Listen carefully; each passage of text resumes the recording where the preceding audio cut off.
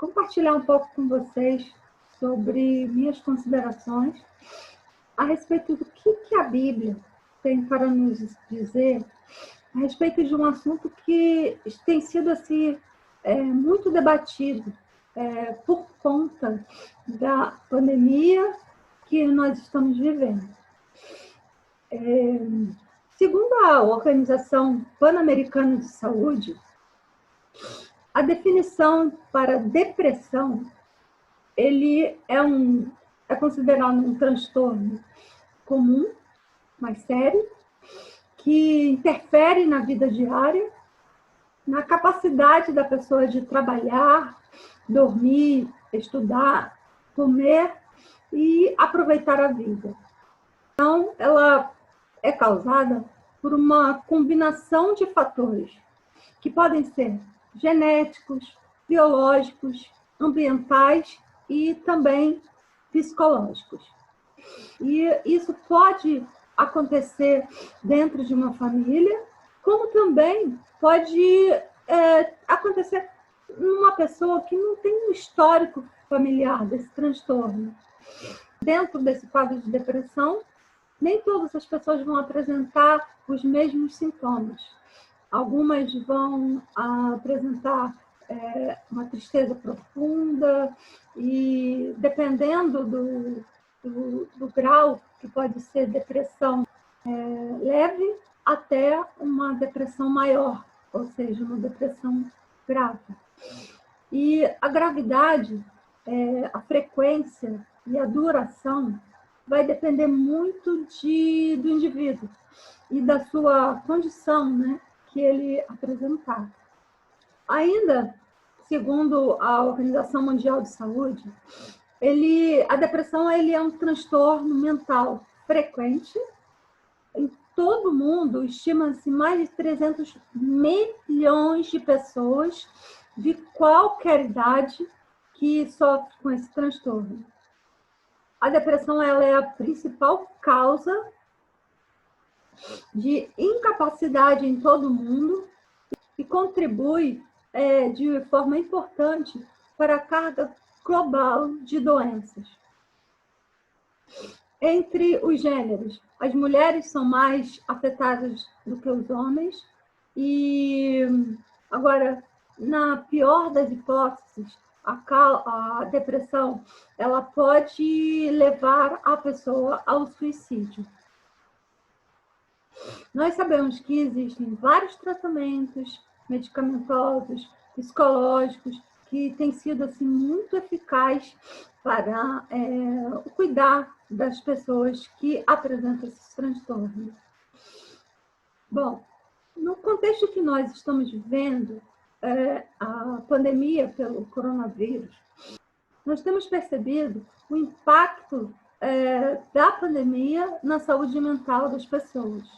Mesmo a gente tomando as medidas protetivas, nós podemos passar por algum momento com estresse agudo, devido às incertezas, devido ao desemprego, medo de pegar a doença, ou de algum familiar teu também adquirir a doença.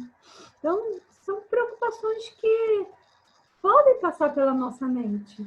E a gente considera esses, assim, são estresses agudos, que são, até por um certo ponto, uma certa dose, te mobiliza esse estresse, né, essa ansiedade que gera, essa pequena ansiedade que gera, é até positivo, porque aí você vai se mobilizar a tomar uma medida protetiva para você e para com sua família. Bom, mas mesmo tem esses estresses agudos, mas tem outros momentos, outras pessoas que o impacto é muito maior. Tem agravos que são profundos, que geram um sofrimento psíquico muito grande. E os transtornos mentais que são mais comuns é a depressão, transtorno do humor bipolar, em outros casos, as pessoas que buscam álcool ou outras drogas, a esquizofrenia, certos transtornos de personalidade. Então, esses são transtornos mentais graves. E a pandemia, ela vem e pode potencializar o sofrimento mental até ao ponto de provocar ações suicidas. Os sintomas que podem ser indicativos que uma pessoa está apresentando depressão pode ser gerado pelo medo, pelo aquele momento mesmo de isolamento, o sentimento dela, um sentimento de solidão, principalmente sentimento de desamparo, uma tristeza profunda e a desesperança. E os sinais que a gente pode perceber podem ser a pessoa ficar muito quieta, muito isolada, não querer estar com certo desinteresse nas relações familiares, não quer ouvir, não quer atender ligação, não quer chamada de vídeo, ou então se queixam com muitas dores no corpo, falta de apetite, e aquela dificuldade para dormir, aí vira a noite com a mente fica acelerada, com os pensamentos acelerados, e não consegue dormir, ou então fica com aquela preocupação, né, em relação da morte ou do morrer, ou então algumas frases assim que a gente pode escutar assim: estaria melhor se estivesse morto, eu queria dormir e não acordar mais. Então, esse tipo de linguagem geralmente são sinais que a pessoa está no sofrimento e que precisa, então, de um acompanhamento. Precisa que a gente fique atenta a essas falas, né, dessas pessoas.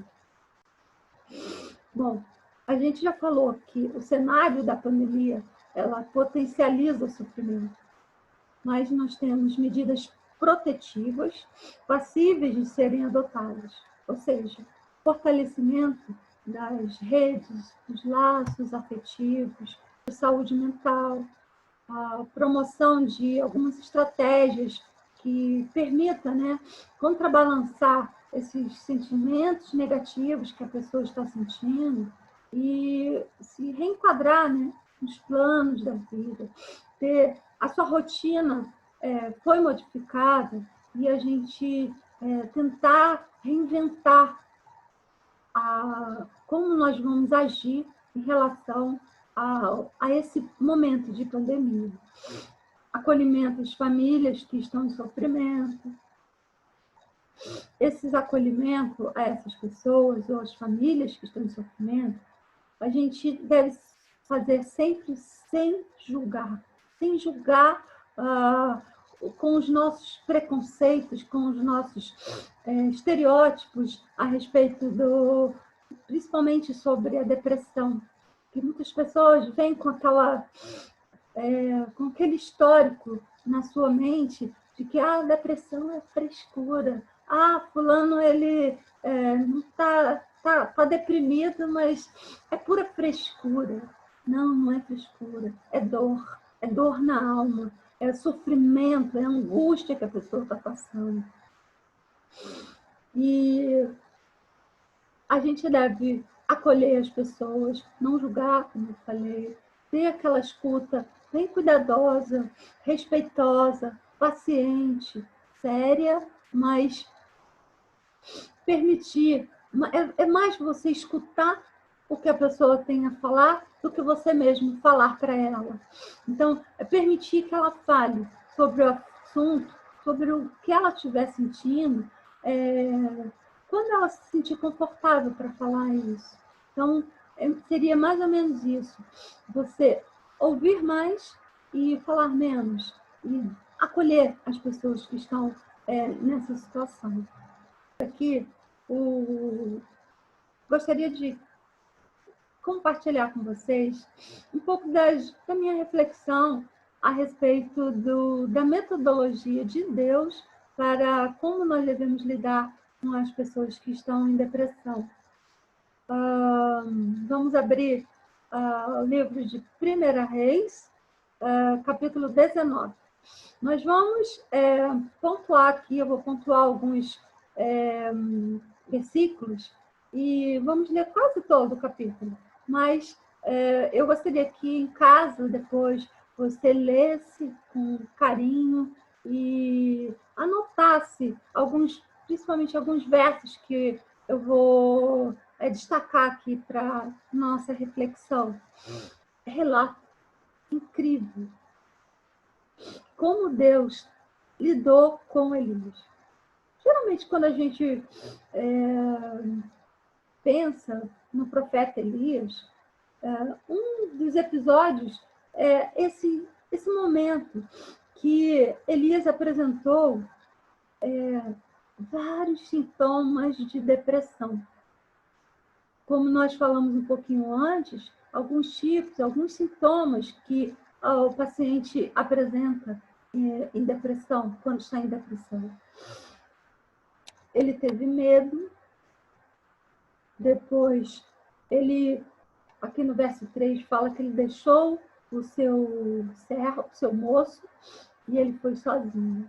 Ele caminhou no deserto, caminho de um dia, e depois, quando ele chegou onde tinha essa árvore, esse zimbro, ele pediu para si a morte. Olha que sofrimento emocional Elias estava passando. Ele estava muito deprimido. Ele queria ficar sozinho, que é um dos sintomas da pessoa que está em depressão. Ele pediu para si a morte, que muitas pessoas que estão em depressão, elas pedem também. Elas lembram aquelas frases que falam assim, eu gostaria de poder dormir, não quiser mais. E Elias, ele também, ele sentiu isso. É aquela sensação assim de... não é que alguns até vão ao suicídio, mas não que queira acabar com a sua vida, mas é porque está querendo acabar com o sofrimento, está querendo acabar com a dor que está dentro da sua alma. E Elias, ele pediu a morte. Ele falou assim, ele pediu para si a morte e falou, basta, toma agora, ó Senhor, a minha alma, pois eu não sou melhor que meus pais. Olha que sofrimento que ele estava passando.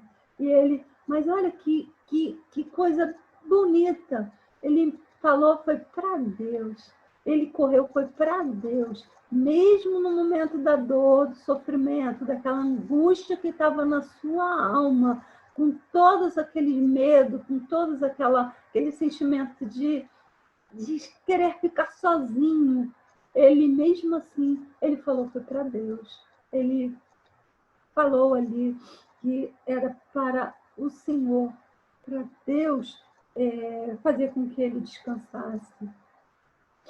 Ele deitou e dormiu debaixo do zimbro. Muitas das pessoas que estão em quadro de depressão, elas ficam com o ciclo do sono completamente alterado. Ou tem insônia, ou ou dorme o dia inteiro. Quer dormir o dia inteiro. Não quer ouvir ninguém, não quer falar com ninguém, quer ficar quietinha, quer ficar dentro do seu quarto. Também ele deitou e dormiu. Era esse o sentimento dele. Ele queria dormir. Agora começa a forma como Deus lidou com carinho, com respeito e com alguma forma de fazer com que tirasse Elias daquele sofrimento. O anjo tocou nele. O anjo tocou. A pessoa que está em depressão, ela precisa do toque, precisa sentir o calor do outro. A gente, com todo respeito, a gente tocar na pessoa, fazer com que a pessoa sinta que existe vida além daquela dor. Esse é uma das formas que é um dos primeiros pontos que a gente deve fazer, se aproximar da pessoa com respeito, com firmeza, com paciência e sem julgar a pessoa. E o anjo falou assim, levanta e come. Outra coisa que a gente deve ajudar aqueles que estão próximos de um deprimido é uma alimentação que venha produzir novos neurotransmissores, que venha trazer energia para a produção de neurotransmissores. Então, uma alimentação com proteína, uma alimentação com frutas e as amêndoas, que elas ajudam bastante na produção de neurotransmissores para a melhora a produção de serotonina, que aí vai melhorar o sono, que aí vai melhorar o humor da pessoa. E então, a alimentação saudável, mais simples, mas o mais saudável possível. Isso daí vai ajudar e muito na recuperação da pessoa que está com depressão. Ele olhou, viu junto à cabeceira um pão cozido e uma botija de água, comeu, bebeu e voltou a dormir. Olha só, ele comeu. Agora, o que a gente quer? O que é essa passagem aqui nos ensina? A paciência que a gente deve ter com a pessoa. Não é uma coisa assim que vai acontecer no estalo, que ela vai ficar boa no primeiro toque, na primeira comida. Não. Às vezes a pessoa ela precisa ter o seu tempo, o seu espaço. E às vezes tem aquelas pessoas que sofrem um pouco mais e vai ficar... Não, eu não quero, eu vou comer um pouquinho, tá bom, eu como, mas eu quero dormir, deixa eu ficar sozinha, deixa eu ficar quieta. Não liga para mim, não. Não vem aqui, não. Eu quero ficar quieta. Eu vou ficar bem, mas nesse momento eu não quero. Me respeita. Então, a gente deve respeitar. Então, aqui, ó, o anjo respeitou. Ele comeu, voltou a dormir. Aí fala assim, voltou segunda vez, o anjo tocou novamente nele, olha, e levanta-te e come, porque o caminho te será sobremodo longo. Olha, imagina, eu fico imaginando ali, ele deprimido. E o anjo ainda vem falar assim que o caminho dele ia ser sobremodo longo, mas ele confiava em Deus. Ele sabia. Mesmo ele querendo dormir ali, lembra quando ele pediu a morte? Ele estava pedindo, ele estava pedindo a morte, mas ele estava falando com Deus. Então ele confiava em Deus. Ele acreditava em Deus. Mas ele estava sofrendo, ele estava sentindo, ele era humano, ele era ser humano também. E ele levantou, comeu, bebeu, e então ele caminhou 40 dias e 40 noites. E foi até o Monte Horebe, até o Monte Sinai, que é chamado o Monte de Deus. E ali ele entrou numa caverna. Olha só, mais um sintoma daquele que está deprimido. E ele passou a noite ali. Ele entrou na caverna. Então, geralmente a gente vê a pessoa que está em depressão, ela quer ficar, ela entra dentro da sua caverna. Ou seja, ela entra no seu universo, no seu mundo, e quer aquele momento de ficar sozinha, porque ela está... É como se realmente tivesse entrado dentro de uma caverna e quer ficar isolada, quer ficar no escuro, não quer saber de luz, não quer saber de sol, não quer saber de nada, porque a dor está grande, o sofrimento está muito grande. Agora, Deus chega ali, ele lá dentro da caverna, Deus fala, o que fazes aqui, Elias? Olha a pergunta que Deus fez para Elias. Deus não falou assim, Elias, por que você está deitado aí? Não.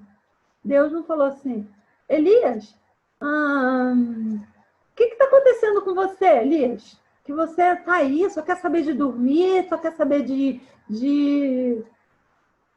só quer saber de dormir, comer, dormir. E, eu tenho uma missão para você. Deus não fez esse tipo de acusação, de julgamento, e nem ficou perguntando para ele, ficar questionando para ele, assim, por que ele estava naquela situação. Não. Deus falou assim, que fazes aqui, Elias? É uma pergunta que Deus fez para que Elias falasse. Quando a gente faz essa pergunta, fulano, o que fazes aqui? Você para e você começa a falar. Deus deu a oportunidade, esse aqui é mais um ponto, de dar oportunidade à pessoa de falar aquilo que está lhe angustiando.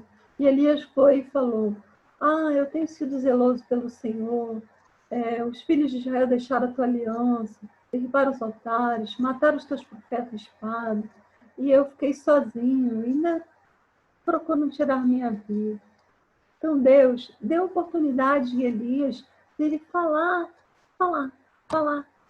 tudo aquilo que ele estava sentindo, sem julgamento. Deus não estava ali para julgar a Elias, mas sim dar oportunidade a ele, que a partir da fala estava sendo terapêutico para ele. Ele estava começando a entrar em contato com aquela dor que ele estava sentindo. Ele começou a dar nome àquilo, aquela angústia toda começou a ter uma forma, porque ele começou a dar nome para toda aquela angústia que estava dentro dele. Então, a gente vê aqui, ele reconhece o valor dele perante Deus. Ele sabe, sim, Senhor, o Senhor sabe que eu sou zeloso, o Senhor sabe que eu sou uma pessoa que tenho feito a sua vontade. Mas, Deus, os teus filhos, os meus irmãos, eles não querem saber, eles viraram as costas para o Senhor.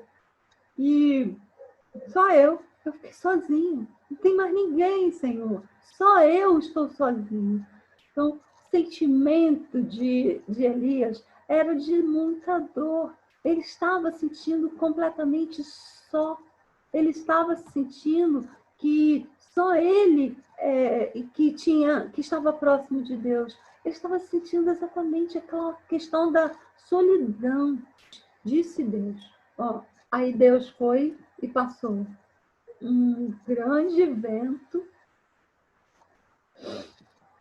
Ele não estava ali. Depois do vento, terremoto. Imagina, Elias sentindo tudo aquilo ali, vendo aquilo ali. Depois um fogo muito forte. E depois um cicio tranquilo e suave. Aí Elias ouviu. O que a gente pode considerar nessas manifestações aqui, desses fenômenos aqui que aconteceram? A gente pode...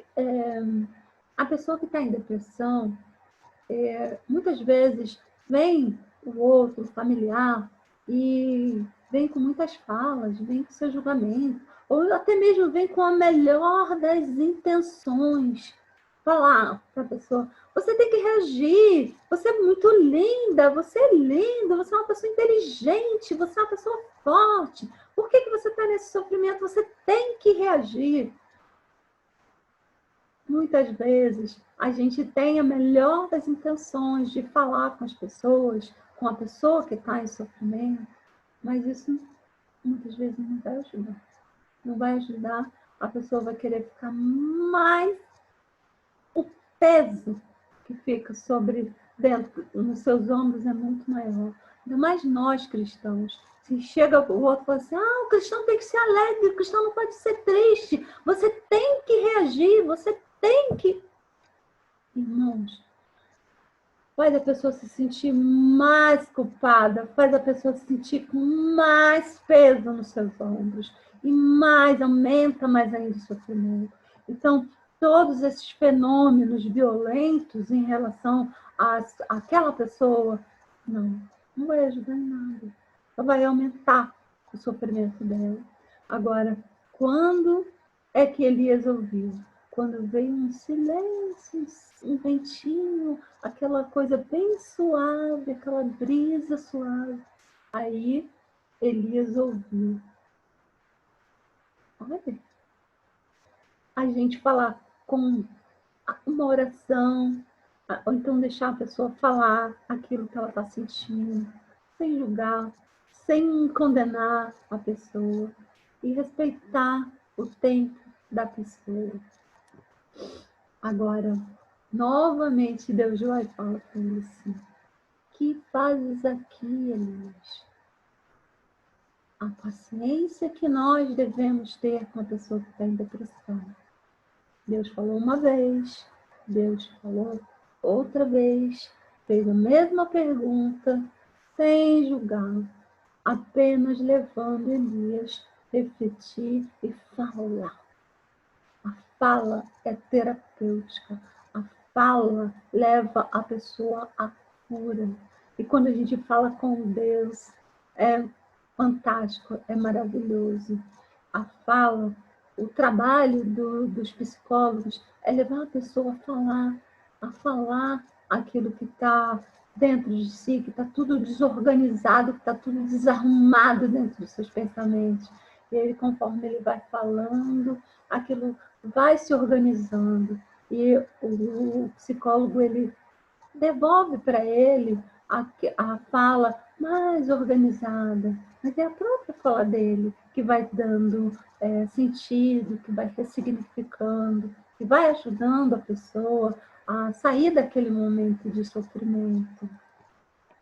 Agora, outra coisa que aconteceu aqui, ainda na metodologia de Deus, ele falou assim: ó, volta ao teu caminho para o deserto de Damasco, e chegando lá, você vai ungir a Azrael, rei da Síria, a Jeú, rei de Israel, e Eliseu, um profeta, será um profeta no seu lugar.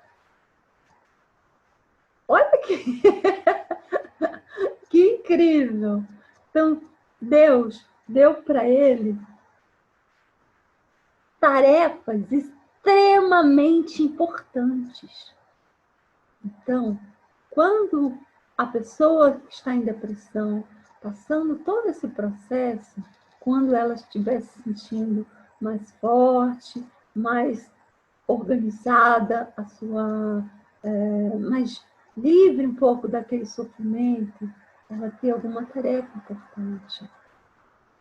Dar a ela a oportunidade, o respeito, a confiança de que ela é capaz de fazer alguma coisa importante, de muita importância. Outra coisa que Deus também falou para Elias é que ele falou assim: olha só, Elias, tem 7.000 pessoas em Israel que não se dobraram a Baal. Isso é Deus mostrando para Elias: Elias, você não está sozinho. Tem umas 7.000 pessoas aqui que também está em angústia, que está pedindo, que está clamando e que não dobraram seus joelhos a Baal. Elias, bom, caminha, vai fazer essa missão que eu dei para você e eu vou capacitar você. Irmãos, vocês podem perceber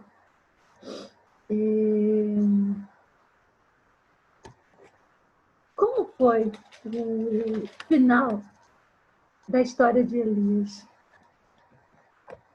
2 Reis, capítulo 2, no verso 11, ali a gente vê como Deus, o amor que Deus tinha pelo seu filho. Olha, irmãos, mesmo nós como cristãos, a gente pode passar por um momento de depressão, de sofrimento emocional que a gente pode passar em algum momento na vida. Mas, olha, todo esse cuidado que Deus teve de lidar com Elias, e Deus tinha um propósito muito grande na vida de Elias. Deus tinha um amor muito grande por ele, porque Deus ele tomou Elias para si. Assim, indo eles adiante, andando e falando, eis que um carro de fogo com cavalos de fogo os separou um do outro, e Elias subiu ao céu num redemoinho. É fantástico essa história, é fantástico o amor que Deus tem por cada um de nós, irmãos. Que Deus possa abençoar cada um, que a gente possa refletir a respeito desses momentos de pandemia que a gente está passando, momentos de muito sofrimento emocional, que a gente possa ter o toque respeitoso, a alimentação, a orientação, a calma, a paciência para lidar com a pessoa que está com um sofrimento psíquico, e ter o respeito. E a gente ir a Deus é a melhor coisa que tem. Então, ficou aqui a nossa reflexão a respeito da metodologia de Deus para lidar com as pessoas que estão em sofrimento. Que Deus possa abençoar cada um de nós. Amém.